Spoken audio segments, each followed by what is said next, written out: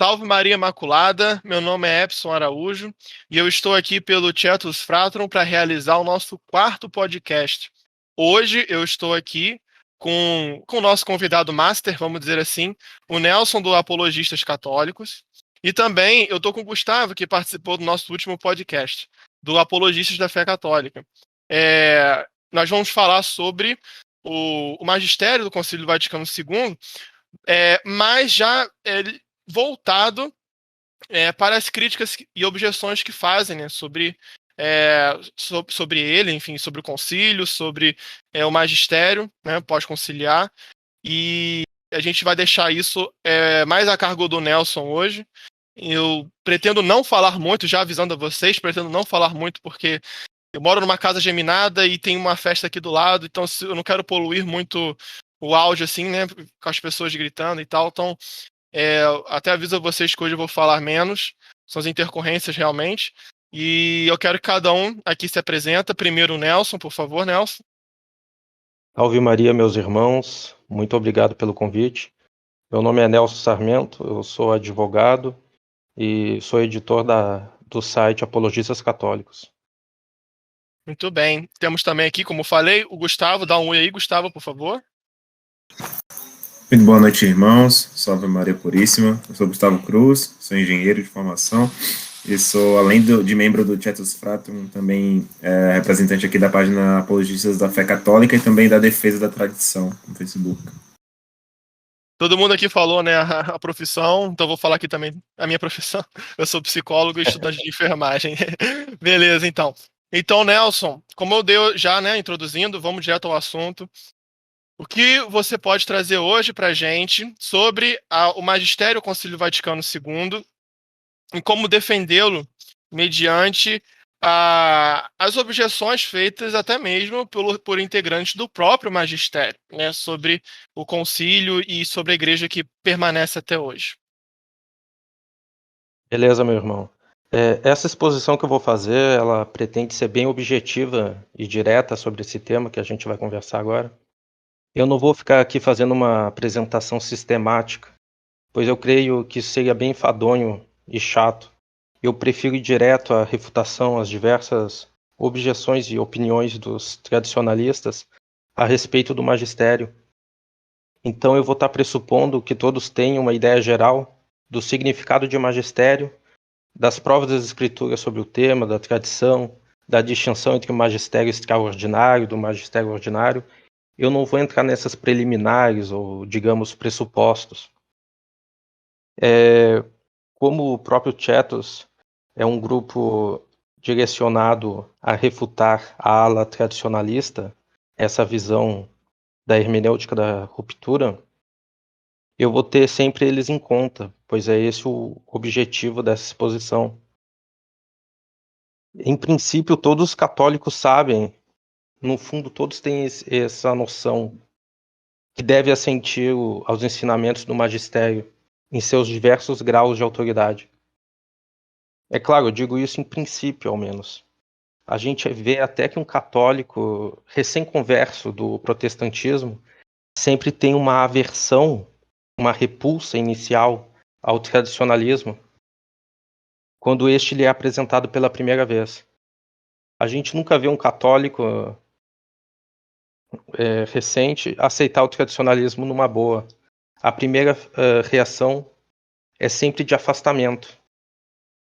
Eu creio que até os tradicionalistas podem reconhecer isso, porque a primeira reação é sempre dizer, poxa, tu está dizendo que eu saí do protestantismo, onde a tese basilar é que não se deve obediência às autoridades da igreja, onde se prega o livre exame, onde não se reconhece o Papa, e agora como católico eu devo fazer a mesma coisa e não obedecer não apenas um Papa, mas uma série de Papas. Eu devo contradizer um concílio ecumênico e viver como se a hierarquia já não existisse por 60 anos. Então, é sempre essa a reação intuitiva, diria, normal de um católico, quando o tradicionalismo é apresentado.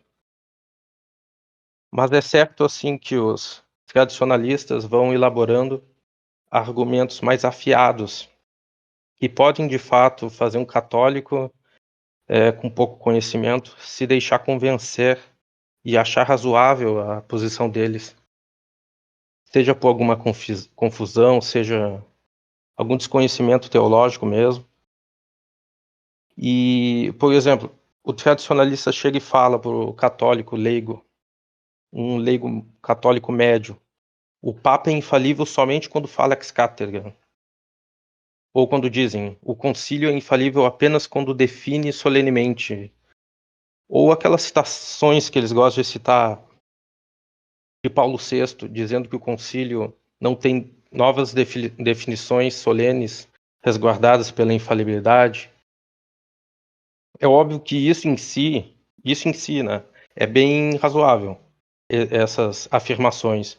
Mas se você for entender bem a questão, você verá que essas afirmativas de modo algum justificam a posição tradicionalista.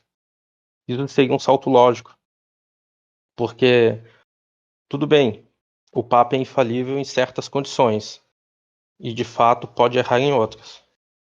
Mas isso não significa que não devemos assentimentos nos seus ensinamentos não infalíveis. Não há um salvo-conduto a contradizer o magistério não infalível. Sobre essa alegação que pode ter erro. Assim acabaria a autoridade da Igreja. Eu cito até o padre Antônio Roio, que antes do concílio dizia em sua teologia moral: quem recusa aceitar as proposições doutrinais que a Igreja apresente como não reveladas, não é propriamente herege, porém peca gravemente contra a obediência devida à autoridade da Igreja, em doutrinas relacionadas com a fé e os costumes, enquanto não sejam expressamente reveladas. E mais adiante ele continua: é claro que também peca gravemente contra a sujeição e obediência devidas à autoridade da Igreja, quando propõe aos fiéis, com seu magistério autêntico, entre parênteses, enquanto não infalível, doutrinas relacionadas com a fé e os costumes, ou para a defesa deles, já que sempre se trata de coisa grave, como procedente da Igreja, regida e governada pelo Espírito Santo. E assim pecaria mortalmente aquele que se opusesse pertinazmente a algum ensinamento dado pelo Papa em alguma encíclica dirigida a toda a Igreja, ainda que não se refira à matéria estritamente dogmática. E o próprio Papa Pio XII diz na sua encíclica Humani Generis: nem se deve crer que os ensinamentos das encíclicas não exijam por si assentimentos sob a alegação de que os sumos pontífices não exercem nelas o supremo poder de seu magistério. Entretanto, tais ensinamentos provêm do magistério ordinário, para o qual valem também aquelas palavras: quem vos ouve, a mim ouve. Então é evidente só aqui que não é só o magistério infalível que possui a habitual assistência do Espírito Santo. Não é só ao magistério infalível que devemos nossa obediência. E eu, óbvio, poderia multiplicar as citações nesse sentido. Então é bom a gente ter já isso como base para começar essa exposição. Agora, tratando da questão do erro, pois foi dito, o magistério não infalível pode ter erro. Tudo bem. Dificilmente eu vejo algum conservador negar esse fato, que o magistério, o próprio nome diz, não infalível ou falível, é óbvio que pode ter algum erro. Mas a questão que se coloca não é a existência ou não de erro, isso é óbvio. A questão que se coloca é de que espécie de erro estamos falando. Há erros graves que prejudicam a nossa fé ou a moral, uma heresia, um pecado, por exemplo. Mas há também erros que, dado o estado da ciência teológica da época, ou digamos assim, o estágio do desenvolvimento do dogma, podem não ser nocivos aos fiéis. E eu vou dar um exemplo aqui. O Concílio de Florença ele diz que a matéria do sacramento da ordem é a entrega dos instrumentos. Pio XII, no entanto, define que a matéria é a imposição das mãos. Aparentemente há uma contradição aqui, Eu digo aparentemente, notem bem, pois há muitos teólogos de peso, como Garrigou-Lagrange, Biloart, Bilot, que explicam a continuidade dessa aparente contradição. Mas vamos aqui, para fins de argumento, pressupor que isso foi um erro do Concílio de Florença, assim como outros teólogos de peso, como Padre Bujanda, o Cardeal Rosso, também entendiam. Apesar de ser um erro, um suposto erro, nenhum teólogo falou jamais que foi um erro grave, pois Pio XII só foi definir a matéria no século XX. Antes disso, a discussão teológica mantinha-se livre. E o próprio Santo Tomás ensinou que a matéria do sacramento da ordem era a entrega dos instrumentos. Mas quem seria louco de afirmar que Santo Tomás errou gravemente sobre a questão? Eu daria até outro exemplo de erro leve, digamos assim. O Catecismo Romano, ele diz que o fato da alma de Jesus Cristo ter sido infundida do primeiro instante da concepção seria um ato milagroso. E continua, pois na ordem natural, a alma racional é infundida posteriormente. Aqui, o catecismo está influenciado pelaquela visão aristotélica. E é óbvio aqui que foi um erro, pois estava mesclado com uma questão filosófica, ou digamos científica. Hoje sabemos que a alma racional é infundida em todos os seres humanos no primeiro instante da concepção. Essa é a visão atual, pró-vida, por exemplo. Uhum. É justamente isso que falaram a maioria dos teólogos antes do concílio. O erro do magistério autêntico nunca será um erro grave. O cardeal Franzelin formulou a tese da infalível segurança, que se distingue da infalível verdade. Falando a grosso modo, essa tese indica que, ainda que especulativamente possa existir alguma falsidade, algum erro no ensinamento não infalível, este jamais vai ser causa de perdição ao fiel, jamais vai ser prejudicial à sua fé ou à moral. E essa tese foi seguida por uma gama de teólogos, como o próprio Bilot, o Monsenhor Felton, e mais recentemente o Frei Boaventura. Isso era tão constante entre os teólogos, essa visão de impossibilidade de um erro grave no magistério, mesmo não infalível, que o padre Thomas Hart, antes do concílio, chega a afirmar que isso parecia ser uma tese comum entre os teólogos. O tradicionalismo normalmente faz vistas grossas a essa explicação sobre a impossibilidade de erros graves. Quando falam do assunto, normalmente desqualificam como uma simples opinião teológica ou citam alguma opinião minoritária sobre o assunto e que de fato existiu também. Então, é evidente só aqui que os tradicionalistas contradizem a maioria dos teólogos tradicionais sobre a matéria. Mas vamos fazer aqui um exercício de pressupor que todos esses teólogos estavam errados sobre o assunto. E seria, por hipótese, possível um erro grave no magistério. O tradicionalismo diz que a liberdade religiosa é um erro grave, por exemplo. É uma das objeções, né? A liberdade religiosa. Sim. Isso, a colegialidade, por exemplo, afirma que a Dei Verbum ensina que a escritura pode ter erro. São várias objeções que eles fazem ao concílio que são erros graves, que eles acusam de contrariar a tradição e definições do passado. Será que esses teólogos minoritários que eles gostam de citar, que falaram sobre possibilidade de erro no magistério, aceitariam essa visão deles? Eu diria que não. Mesmo os teólogos pré-conciliares que aceitavam a possibilidade de erro grave no magistério, que de fato existia isso, foi uma minoria, eles se referiam ao magistério pontifício e diziam que esse erro grave jamais se faria constante na igreja, nem seria generalizado na crença dos fiéis. Pegamos aqui, por exemplo, o cardeal Jornet. Ele defendia uma ideia de infalível segurança mais abrangente daquela de Franzelin que eu citei antes.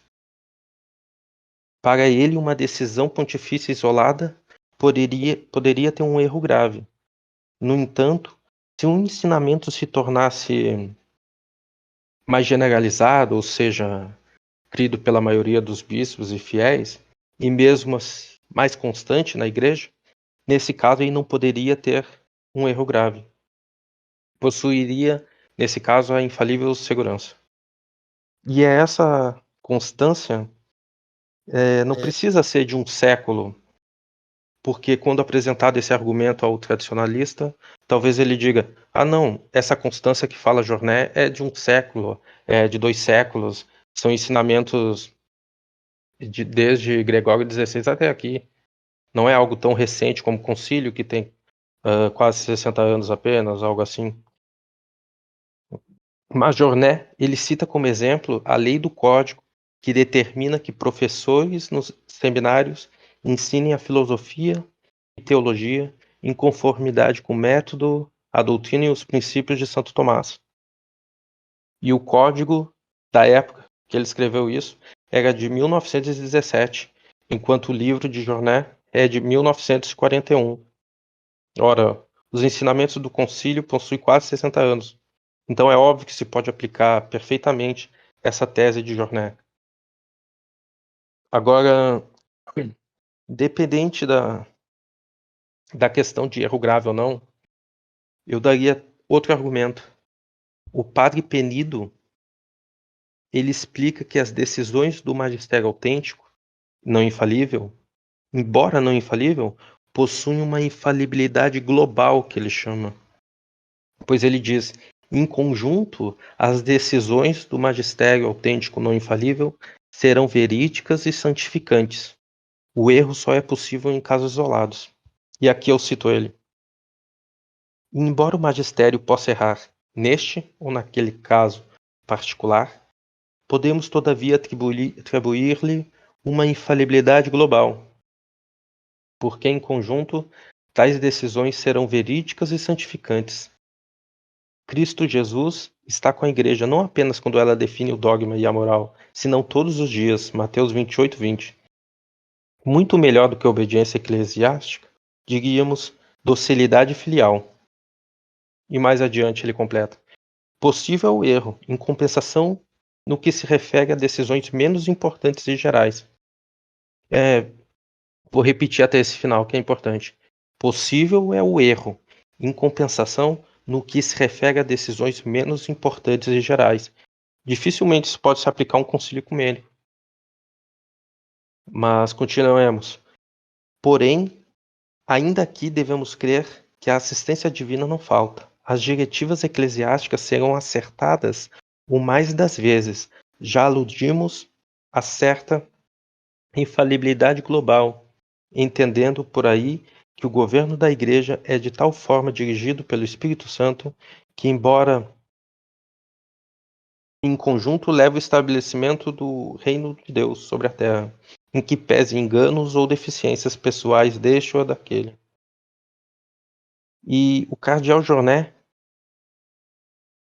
ele dá um exemplo sobre esse tipo de infalibilidade global, embora utilizando outros termos para falar sobre ela, e esteja mais relacionado às comissões romanas. Ele diz: é certo, por exemplo, que as decisões da comissão bíblica, tomadas como um todo, defendem o significado autêntico da Bíblia e seu caráter divino, com prudência assegurada. E a comissão bíblica foi instituída em 1902. Então, para se falar dessa infalibilidade global, não precisamos também aqui pegar 2000 anos de catolicismo. Existe essa infalibilidade global do conjunto dos ensinamentos, mas são 2000 anos de catolicismo, então o erro do concílio seria possível. Essa é a visão tradicionalista, né? Mas não, o cardeal Jornet, ele dá um exemplo de poucos anos, pois a obra dele foi escrita em 1941 e a comissão bíblica é de 1902. Então é óbvio, que o conjunto dos ensinamentos do magistério conciliar, e também posso conciliar, por que não, devem ser santificantes e verídicos, coisa que nenhum tradicionalista admitiria. Agora, outro argumento. Embora o ensinamento isolado do magistério não seja infalível, muitos teólogos parecem atribuir a infalibilidade se esse ensinamento é recebido pela totalidade moral da Igreja, ou seja, ele passa o ensinamento comum dos bispos e a crença dos fiéis. O padre Miguel Nicolau, por exemplo, antes do concílio. Aqui todas as citações que eu estou fazendo são anteriores ao concílio, até para alguém não criticar nesse sentido. O padre Miguel Nicolau, ele atribui essa infalibilidade de uma doutrina do magistério ordinário, depois que passa a ser admitida e ensinada por toda a Igreja. Aqui não fala em questão de tempo. Isso ele defendeu em 62, antes da finalização do concílio. E o padre Degibert,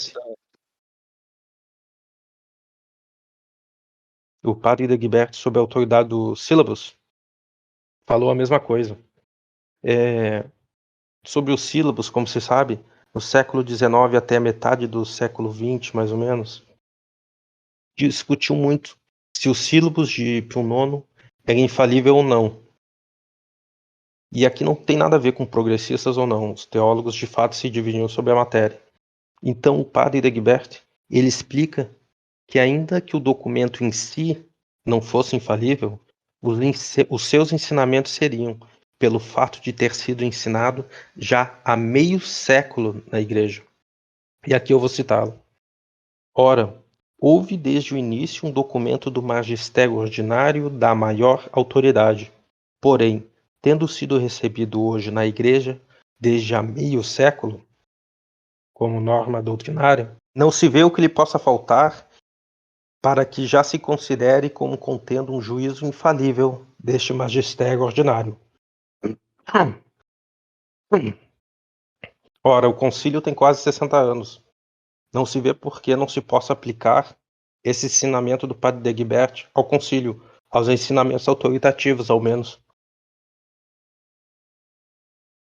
Além disso, muitos teólogos defendem que uma doutrina reiterada por uma sequência de papas, como é o caso de muitas doutrinas do Concílio Vaticano II, é infalível.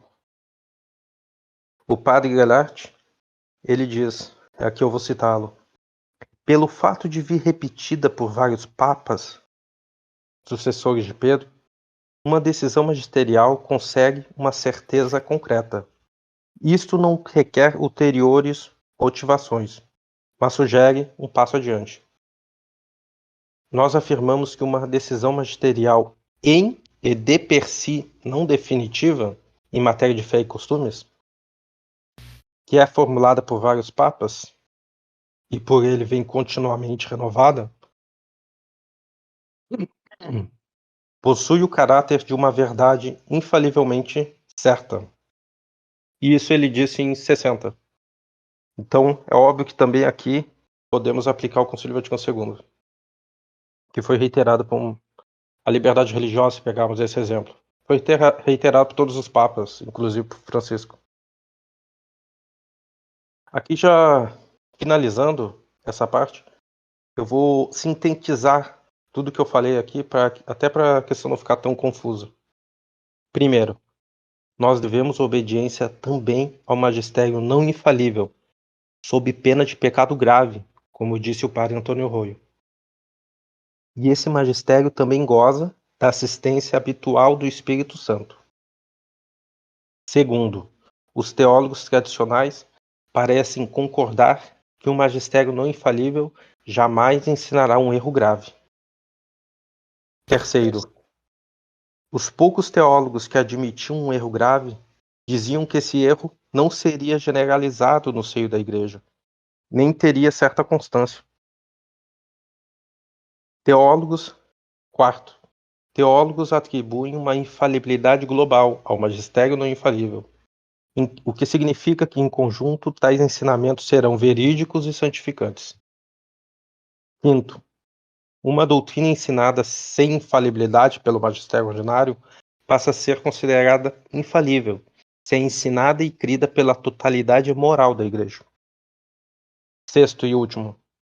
Uma doutrina ensinada sem infalibilidade pelo magistério pontifício passa a ser considerada infalível se é ensinada por uma série de papas. Tudo aqui que eu disse se aplica perfeitamente ao Concílio Vaticano II. Não se trata de um erro do magistério pontifício, um erro isolado de poucos anos. Se trata de ensinamento do magistério que já estão na Igreja por quase 60 anos, reiterado por uma série de papas, e foi um ensinamento do próprio Colégio dos Bispos. Não é pouca coisa. Agora, a título de conclusão, eu diria: ficou estabelecido, por tudo que eu expus, que a visão tradicionalista de resistência ao magistério conciliar, e também pós-conciliar, ela não encontra respaldo na teologia pré-conciliar. Muito pelo contrário. Eles terão todos esses teólogos, eles têm esses teólogos em pouca conta, porque eles não veem conveniência em seus ensinamentos. Eu diria até que é um sinal de honra para nós, continuistas, estarmos ao lado da teologia tradicional, enquanto os tradicionalistas então estão inventando verdadeiras novas teologias. E é isso, meus irmãos. Verdadeira, bonita fala, né, nesse final, né? Realmente, né? Você ia falar uma coisa, Gustavo?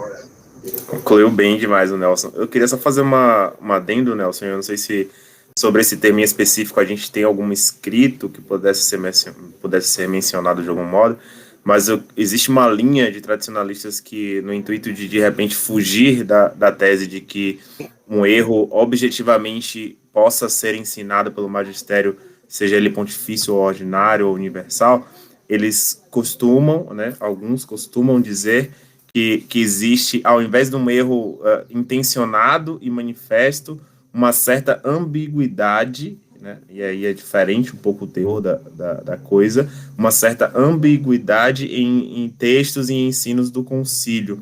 Existe alguma coisa que a gente possa falar dentro da teologia tradicional que combata essa tese?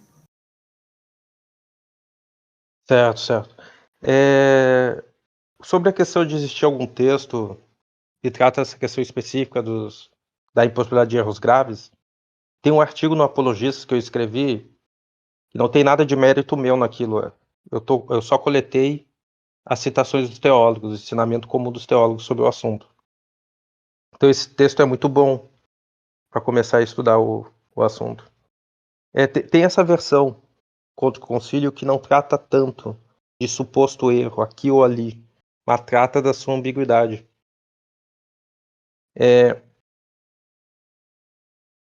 O concílio de Nicéia, por exemplo, ele teve a palavra consubstancial, gerou muita ambiguidade naquele tempo e teve muita crise em razão dela, porque ela poderia ser entendida em diversos sentidos, de modo a afetar a Trindade.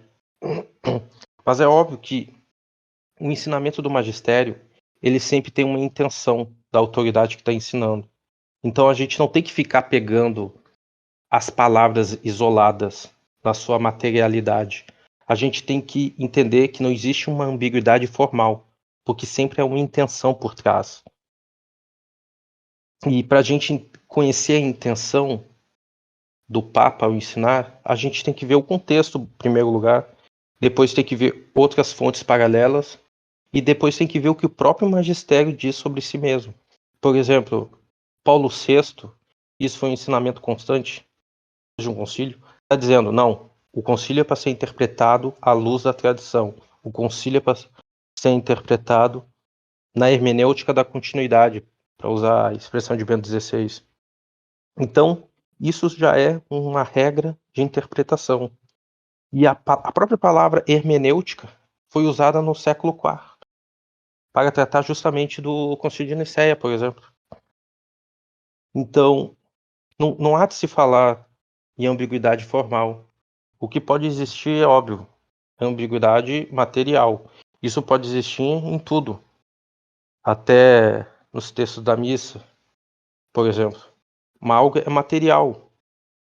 Pode ser interpretado nesse ou naquele sentido. Por exemplo, o Concílio Vaticano I, ele fala que os ensinamentos do Papa são infalíveis, independente do consentimento da Igreja. O que ele está dizendo aqui? Que é independente do consentimento da Igreja, a infalibilidade existirá, porque o consentimento não é uma condição da infalibilidade. Mas aqui não se quer negar, por exemplo, como se poderia interpretar pelas palavras, não se quer negar que os fiéis ou o Colégio dos Bispos sempre aderirão ao ensinamento infalível, definitivo. O próprio Dom Gusser, da Deputação da Fé, que explicava os textos do Concílio Vaticano I, explicava a formação do que se estava, dos esquemas, ele explicava isso, que nunca haverá um ensinamento definitivo do Papa que não seja aderido pelo Colégio dos Bispos e pela Igreja Universal, pois não é possível ocorrer um obscurecimento geral da Igreja, como pretendia o Sínodo de Pistoia. E aqui são palavras dele, que eu estou dizendo por lembrança. Então é isso que a gente tem que ter em conta. Uma coisa é uma ambiguidade material, outra coisa é uma ambiguidade formal. Ambiguidade formal não vai existir porque sempre tem uma intenção do Papa. Como existiu na questão do Concílio de Nicéia, existiu em relação a outros papas também. Por exemplo, o Papa Sisto, se eu não me engano, é o Papa Sisto IV. Depois eu posso confirmar. Ele escreveu sobre as indulgências e algumas pessoas começaram a ter interpretações errôneas, como se ele dissesse que as orações teriam mais valor ou o mesmo valor que as indulgências oferecidas pela Igreja. E o que ele explicou na ocasião? Que a regra teológica demanda que se interprete sempre no melhor sentido as palavras. Isso é até uma regra de caridade. Não se deve interpretar sempre no mau sentido, sempre no pior sentido. Se há alguma coisa que pode ser interpretada em dois sentidos, tu deve preferir a interpretação tradicional. Isso foi o Papa Sisto que falou na época. Seria isso sobre essa questão. Eu só queria fazer um adendo mesmo, que depois o Nelson pode até comentar sobre isso, mas a maior parte das referências, se eu não me engano, né, as referências teológicas que foram citadas foram antes do próprio concílio, né? E tais referências já iluminavam o caminho para que fosse trilhado uma obediência mesmo ao magistério, né?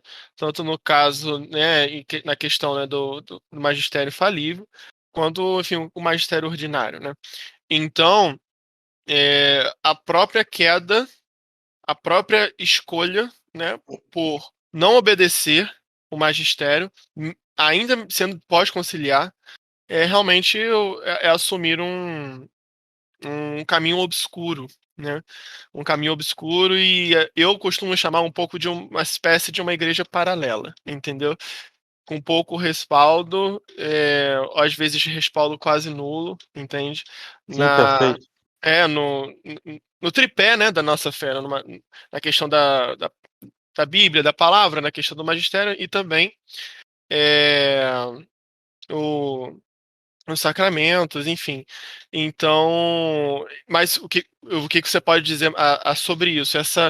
Esse caminho, né, da entrada no obscuro dos tradicionalistas e o que você falaria em geral assim para eles, para poder retornar, né, de uma certa forma, enxergar a luz na igreja que está hoje, dia 12 Sim. de 6 de 2021, vamos dizer assim, e que não é uma igreja que ficou perdida na década de 60 para baixo, de 50 para baixo, como se fosse uma pele de cobra que saiu, entendeu? E vou ficar com aquela pele de cobra, sabe?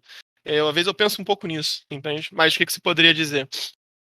Em primeiro lugar, eu sugiro que a pessoa leia a teologia tradicional, antes do concílio mesmo. Se tu tá com dúvida, não, isso é até uma questão racional. Se é uma crise na igreja, há pessoas de fato inteligentes, tanto no lado tradicionalista, padres inteligentes, como o padre Daniel Pinheiro, pessoas inteligentes no lado sede-vacantistas, pessoas inteligentes conservadoras, por exemplo, o padre Paulo Ricardo, quem dirá que ele é ignorante? Claro que não.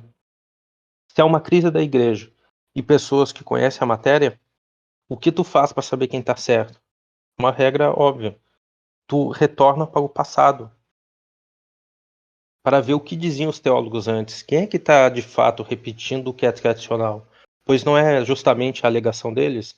Ah, não, eu sou tradicional, eu aceito só o código de 1917,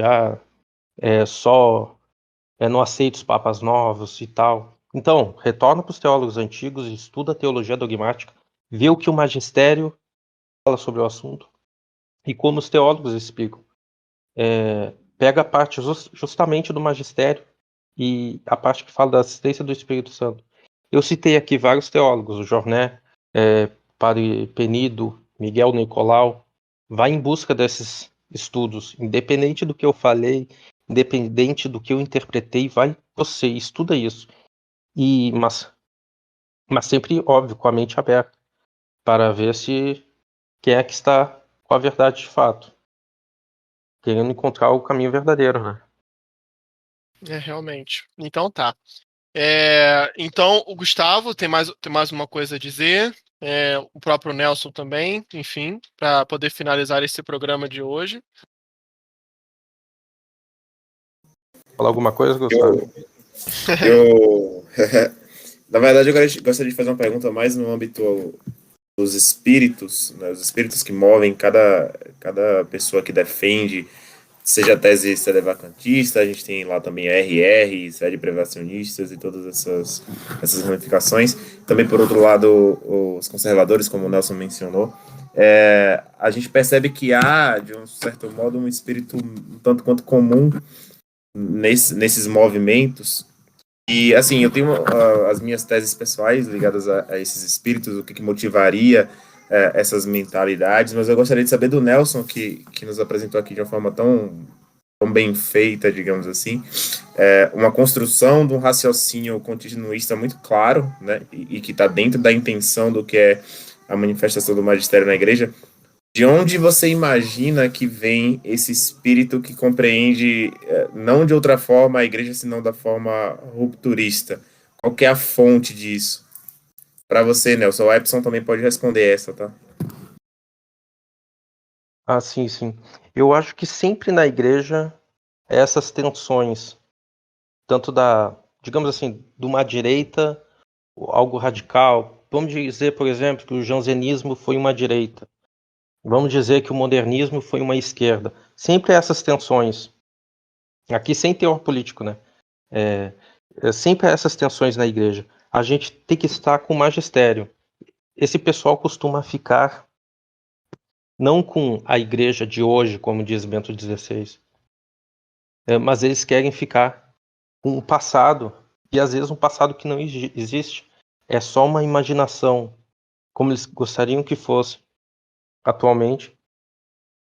E não há um interesse de defender de fato. Não, eu quero defender a teologia tradicional. E eu já tive muitas provas do assunto.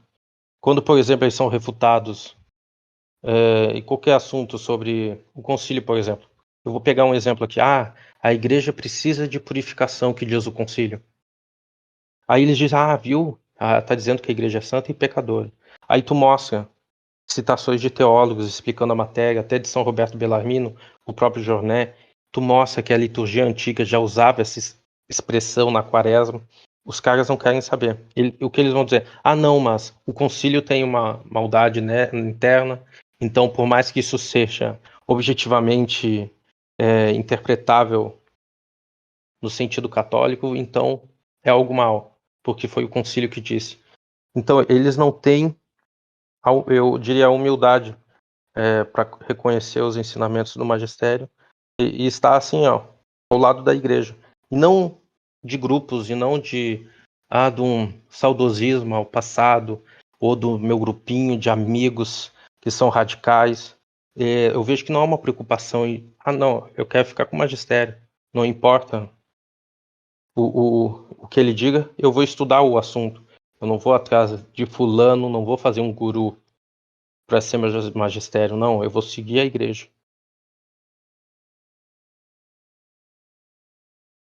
Tudo bem, então, né? Satisfeito, Gustavo, com a resposta? Satisfeito, eu gostaria de ver a sua resposta a respeito disso, Epson. Olha, para responder essa pergunta, né, que o Gustavo fez, eu assim, cada um tem um pouco do seu jeito de responder, e eu espero que vou falar aqui não vai de encontro ao Nelson. No conto para discordar, acredito que não. Mas é porque, de uma certa forma, eu ainda sou uma pessoa, né, no ponto da minha vida, sou uma pessoa que está olhando muito para a transformação que cada indivíduo acaba sofrendo, passando, que acaba adentrando, né, de uma certa forma, num tradicionalismo, né, um lado maléfico, num tradicionalismo que tem um campo que desconhece, desconsidera, e retira, né, da cátedra de Pedro, quem está lá, sentado hoje na cátedra de Pedro, retira, enfim, o seu poder, o magistério, a sua forma, a matéria, enfim, dependendo, né, das vertentes que existem sobre isso. E, de uma certa forma, eu vejo que há uma fonte modernista nisso. De uma certa forma, faz parte do homem moderno tomar partidos críticos de uma coisa de querer mandar. Eu não sei se isso é uma tendência norte-americana de você pagar, por exemplo, como se fosse um fast food, pagar como se fosse um serviço, né, e achar que você é dono daquilo, entendeu? E se essa mesma coisa se aplicaria na igreja, sabe? Eu sei que muitas dessas pessoas são bem intencionadas, tá? Só que a igreja não funciona conforme o seu pensamento, que é ainda muito, muito pequeno. Porque eu vejo muitas pessoas achando que uma coisa que foi aplicada lá deve ser aplicada em todos os lugares. A igreja é difícil, sabe? São muitas pessoas, vários lugares, e é difícil a aplicação de todas as coisas corretamente, assim, do jeito que deveria ser. Então, por conta dessa dificuldade, não é que a gente vai usar uma desculpa e falar assim, é assim mesmo, então vamos deixar abusos litúrgicos acontecerem, e as coisas vão passando. Não. A gente vai falar, a gente vai tomar consciência disso, mas é entender que é manter ainda uma obediência quanto a isso, quanto às pessoas que foram colocadas por Cristo para poder continuar com a igreja e com o seu ministério. Então, assim, eu vejo um pouco disso. E é um pouco realmente da fonte modernista com isso. As pessoas perdem a fé por ver uma postagem de um abuso litúrgico ali, de uma certa forma. E aí acaba se encontrando uma pseudo-igreja, que fica muito de internet, infelizmente. E essa pseudo-igreja de internet, ela é quase que altamente estética. Isso na minha opinião, tá? Às vezes eu sei que tem gente, enfim, de grupos, né, que de uma certa forma não estão regularizados canonicamente, que as pessoas vão lá e tem até realmente uma presença. Enfim, mas uma grande parte acaba entrando numa espécie de romantismo sobre isso, entende? Então esse é um pouco da minha visão, esse é um pouco da minha opinião. Não sei se também o Gustavo se sente contemplado, né, por essa resposta, mas é justamente isso que eu vejo. E a gente tem que voltar, né, à tradição, como o Nelson falou, voltar à tradição, olhar, ler essas pessoas os teólogos, enfim, que tomaram luz, deram luz para que a gente possa enxergar a graça do Espírito, a graça de Jesus Cristo derramada em seu Espírito, né, no Espírito Santo para a igreja, entende? Então, basicamente isso que eu tenho a responder, são as minhas considerações. Beleza? Tudo bem? O Gustavo sentiu contemplado também? Não, muito bom, perfeito. Muito bom. Eu estou um Gostei pouquinho também. lento. Eu estou um pouquinho lento hoje, confesso, porque sério, a vacina, né, que eu tomei, não quero desencorajar ninguém a tomar vacina, mas eu tô com as reações assim, sabe, de corpo mole e tal. Então eu espero ter respondido o máximo possível. Então, obrigado a todos, obrigado ao Nelson, obrigado ao Gustavo, que a gente possa estar fazendo outros programas. Eu sei que esse programa o Nelson colocou já como fosse se protegendo, não se protegendo, mas realizando, né, a defesa mesmo contra as refutações mais comuns realizadas. Mas eu sei que ainda tem muito caminho a se trilhar. A gente sabe que existem vários pontos que às vezes alguém pode ouvir aqui e se sentir que ainda não foi contemplado e que ainda precisa fazer mais. Então, o Tietos Fratrum ainda vai se comprometer a estar fazendo mais programas, sei lá, para falar sobre a Santa Missa, a Missa Paulina, para falar sobre a questão da liberdade religiosa, para falar a questão da colegialidade dos bispos, enfim. Então, a gente tem um grande caminho pela frente, que a gente possa estar sempre rezando, porque ainda, na minha opinião, a hermenêutica da continuidade hoje não tem ainda o maior espaço eclesial, sabe? Eu, na minha opinião, posso estar errado, enfim, não coloco isso na boca de ninguém aqui, mas ainda tá muito assim, tipo, ou é isso ou é assado, ou é um lado A, um lado B, né, um lado antes, depois, e fica na ruptura, tanto dos lados progressistas, né, e tanto ao lado dos tradicionalistas, beleza? Então, vou deixar meus amigos aqui darem as suas despedidas e fechar esse programa de hoje. Boa noite, meus amigos. Muito obrigado pelo convite. Fiquei de fato lisonjeado e estou disponível para fazer novas conferências, exposições ou conversas mesmo com você sobre outros assuntos, detalhar e ir mais a fundo sobre esse tema. Agradeço a todos que se dispuseram a nos ouvir em mais este programa. É sempre uma alegria poder tratar com grandes amigos aqui, como são o Epson e o Nelson, sobre esses temas que me são tão caros. E torço para que todos tenham se sentido aí contemplados pelas nossas questões, para os que eventualmente não foram, que possam se colocar como questionadores aí, como propulsionadores de novos bate-papos e espero que a gente possa, de fato, como disse o Epson aí, prosseguir nessa caminhada de fazer cada vez mais popular e mais dentro da vida eclesial a hermenêutica da continuidade, que é aquilo que a gente acredita que sempre esteve no ensino da igreja e que sustenta a igreja ainda hoje em sua condição de tradicional, dentro do termo correto da palavra.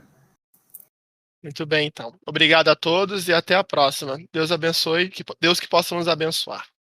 Até.